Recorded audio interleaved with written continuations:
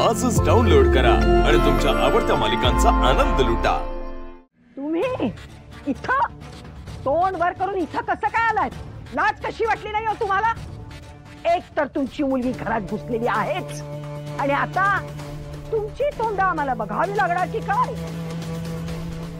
आई, अरे काका काकू बाबा, काय झालं? तुम्ही अचानक? ए सिद्धू, जे काही तुम्हाला बोलायचं असेल ना ते बाहेर बोला। माझ्या दारात त्यांनी उभं सुद्धा राहायचं नाही। आमच्याकडे अशा आयऱ्या गैऱ्यांना जागा नाही, समजलं? आजी, अगं काय बोलतेस? ते का आलेत, कशासाठी आलेत हे तर विचार आधी त्यांना। घरात आलेल्या पाहुण्यांशी वागायची कुठली पद्धत आहे अगं? ए, पाहुणे असतील ते तुझे आणि तुझ्या या बायकोचे।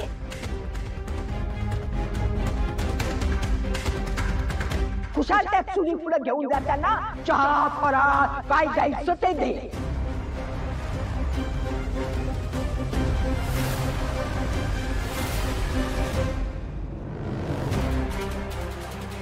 आणि ही माणसं माझ्या नजरेच्या टप्प्यात नको, कळलं?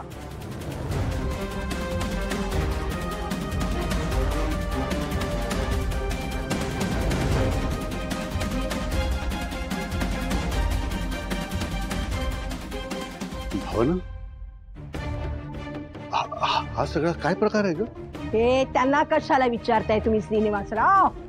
मला विचारा, मी सांगते तुम्हाला। काय हो श्रीनिवासराव, लक्ष्मीबाई, तुम्हाला काय वाटलं?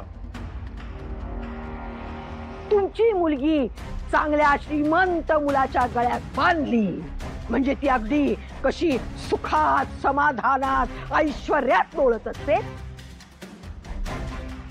नाही, या तुमच्या मुलीच्या आयुष्यात, या अवलक्षणेच्या आयुष्यात मी कधीही सुख येऊ देणार नाही।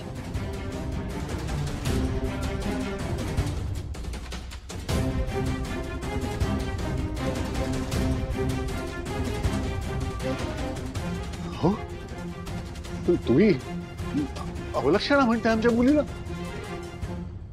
ओय,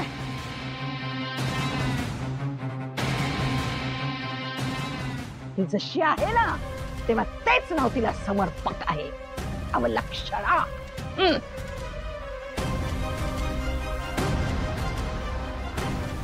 आणि एक सांगते, तिला आमच्या स्वयंपाक घरात पाऊल सुद्धा ठेवायची परवानगी नाही।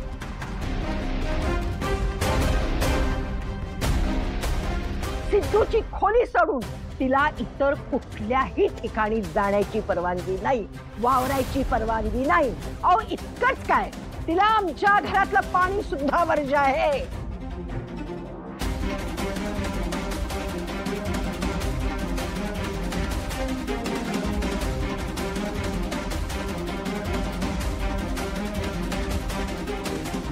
अहो तुम्ही काय बोलताय?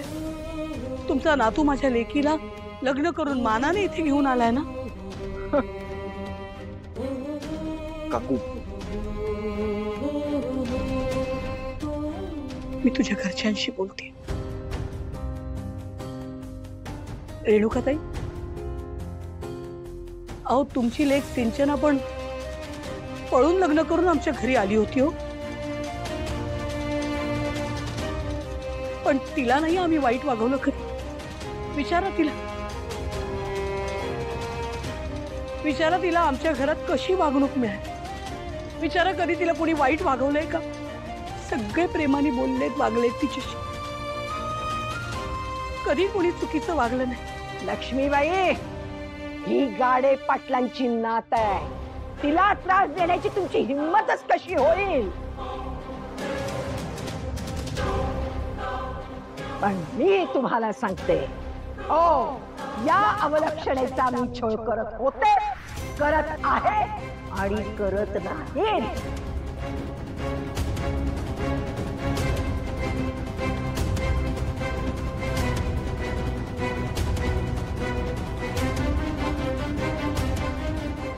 तुम्हाला त्रास होत असेल ना तर खुशालीला घेऊन जा परत. हा, जा घेऊन परत तिला.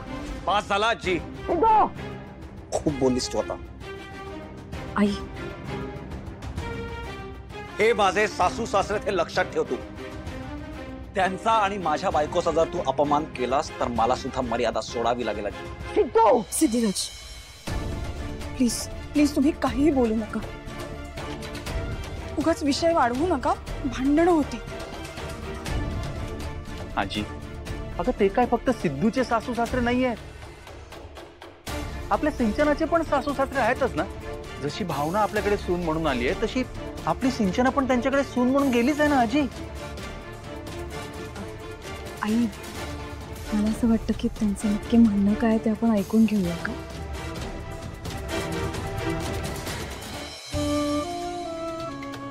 का आलाय तुम्ही इथे. आम्ही सिंचनाला घरी घेऊन जायला आलोय.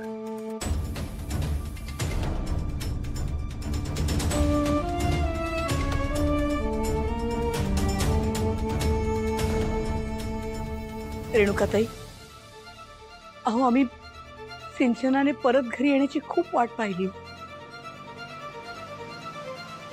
पण ती काही आली नाही. आम्हाला कळत आहे भावनाच्या आणि सिद्धूच्या लग्नामुळे तुम्हा सगळ्यांच्या मनात कडवटपणा आला.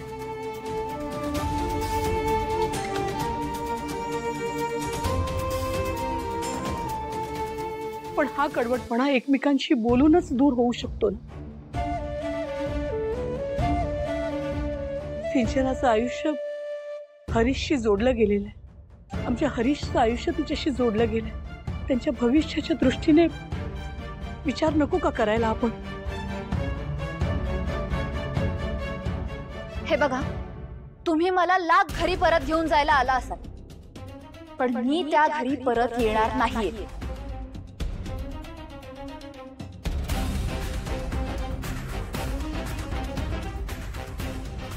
ताई काय बोलतेस तू.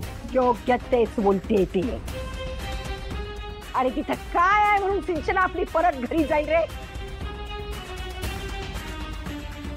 आजी मला माफ करा.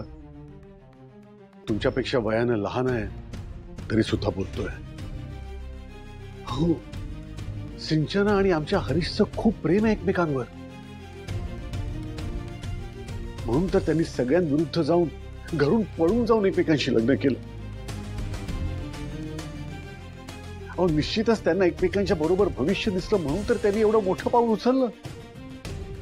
सिंचना, मी बरोबर बोलतोय ना का. संपतराव, अहो तुमची मुलगी अशीच कायमची माहेरी राहिलेली तुम्हाला चालणार आहे का.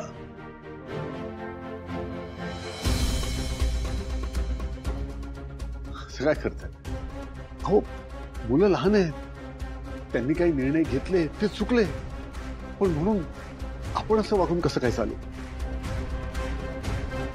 हो त्यांचे निर्णय जरी चुकले असतील तरी आपण संयमानं विचारपूर्वक वागायला नको का.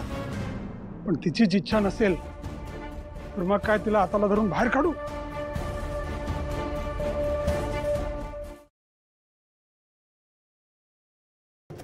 लक्ष्मी निवास